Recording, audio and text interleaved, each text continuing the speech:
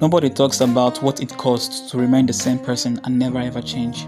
We talk about the cost of changing, the risk, the uncertainty, the things you have to leave behind, the person you have to become that you don't fully recognize yet. Those costs are visible, they feel heavy and real, and people will remind you of them constantly. But staying the same has a cost too, and it's quiet and more patient.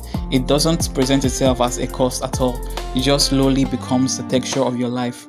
The low ceiling you stopped noticing, the version of yourself you settled into because it asks less of you, the dream you stopped mentioning because it started feeling embarrassing to still want it.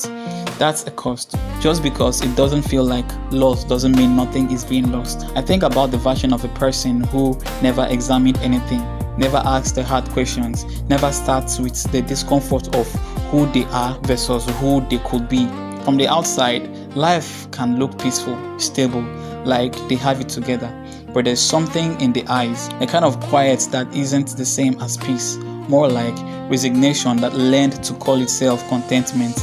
And the difference between those things is everything. Change is uncomfortable. I'm not going to pretend otherwise. Becoming someone different from who you've been requires a kind of internal violence, not the destructive kind, but the surgical kind. Cutting away what was never really yours to begin with. And that process doesn't feel clean. It doesn't feel inspiring in the middle of it. But alternative is staying.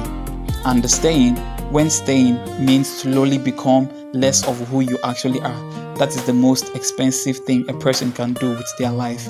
It just builds you in a currency that's easy to ignore, in unlived moments, in unspoken truths, in the gap between the life you're living and the one you can feel waiting for you just on the other side of decision you can keep postponing.